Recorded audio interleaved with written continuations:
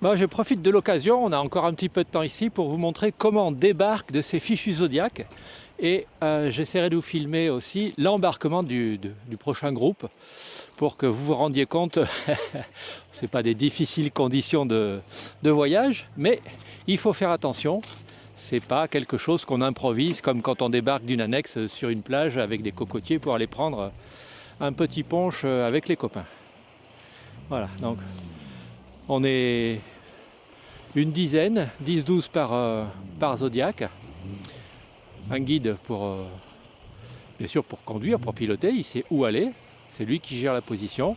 Du monde autour pour aider les passagers.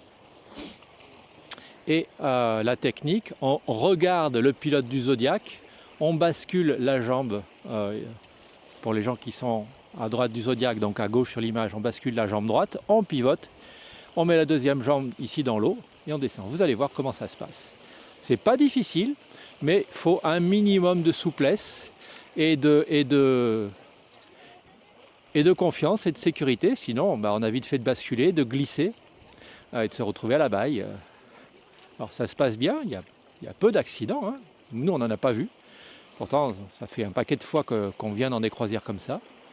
Donc là ils redonnent tous, les naturalistes donnent les briefings, on peut aller à droite voir la Manchotière et à gauche voir le petit paysage sur le panorama. Donc c'est briefing à terre à chaque fois. Ils nous rappellent qu'on n'a pas le droit de s'asseoir, de s'agenouiller, de poser des choses à terre en raison des risques de contamination, peu importe de quelle contamination il s'agit. Donc à chaque fois, on a un petit briefing qui nous rappelle les choses essentielles qu'on peut oublier. Et ensuite, voilà, les passagers vont pouvoir débarquer. Donc regardez bien. Hop, on s'assied. Là, le passager qui est là, voilà, c'est toujours, on tourne le dos à la destination et on regarde le guide. Voilà.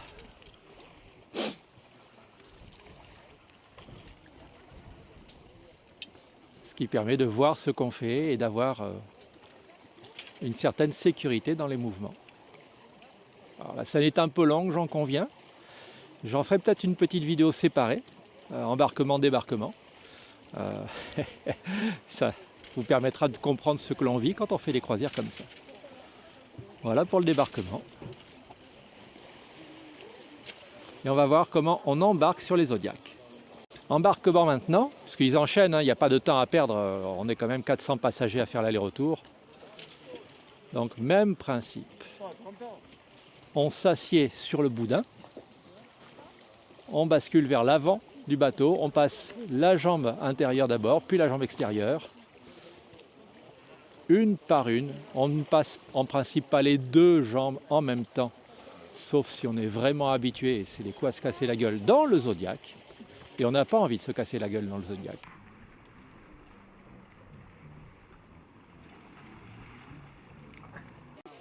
Si on est petit, eh bien, il faut sauter pour grimper sur le boudin. Vous avez vu le passager ou la passagère en rouge là. Mais en temps normal, tout le monde y arrive sans grande difficulté.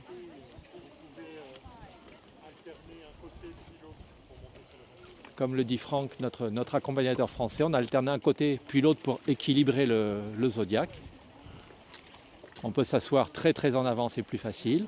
Ensuite on pivote et on se laisse glisser sur les fesses, voilà, comme il fait, pour aller à l'arrière. Il y a deux grosses cordes au fond du bateau dans lesquelles on coince nos pieds pour ne pas basculer en arrière. Bien sûr, gilet de sauvetage obligatoire. Tout ça est accessible à la plupart des gens. Mais vraiment, il faut faire attention à faire ça bien. Et je le redis, avoir assez de souplesse et d'agilité pour pouvoir faire ça en sécurité, parce que personne ne peut nous monter dans le zodiaque, et quand on est dedans, personne ne peut nous en extraire non plus, sauf accident. Allez, ce coup-ci, c'est notre tour de grimper sur le zodiaque. Comme ça, je pourrais vous filmer aussi tout à l'heure, dans la mesure du possible, comment on réembarque sur le bateau. Voilà, Béatrice qui essaye de monter, mais le boudin est un peu haut pour elle. Donc il faut qu'elle s'y prenne à deux fois. Ensuite, la jambe intérieure, la jambe extérieure. Yes! Voilà, bravo. Eh oui, c'est difficile. Je vous l'ai expliqué tout à l'heure, là dans le Zodiac, on a des cordes pour tenir les pieds pour éviter de basculer. Je vous montre ce que c'est. Voilà, on a tous les pieds en dessous, ça nous permet de nous tenir et d'éviter de se basculer. Pas de démonstration, dit Béatrice, on est d'accord.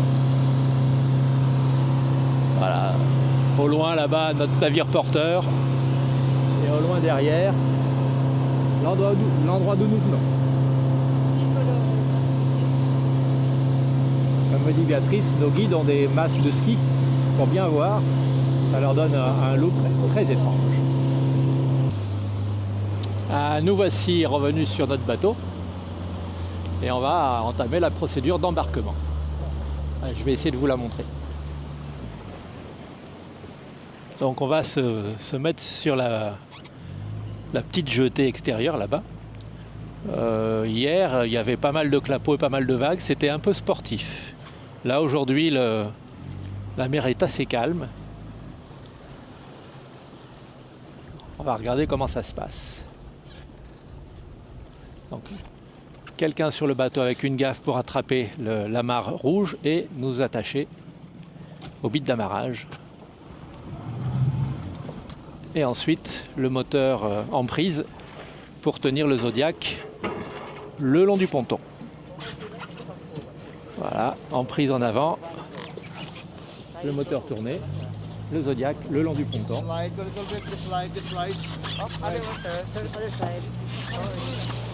Et là, ils vont nous écarter.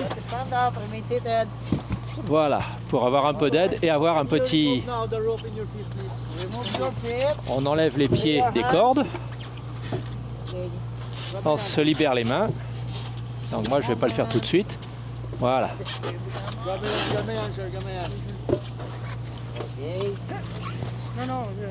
Ah, tu continues, je la récupérerai.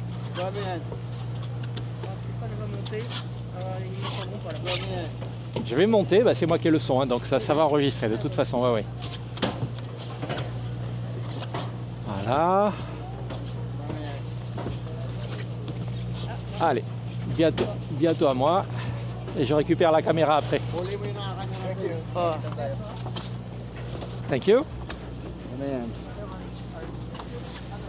This way, please. Hop. No, stay there, stay that way. Okay. Thank you, sir.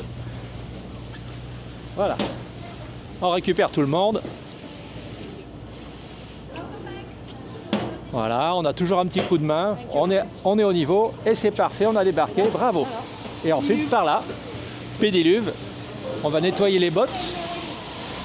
Et on va aller rescanner notre carte pour embarquer sur le bateau.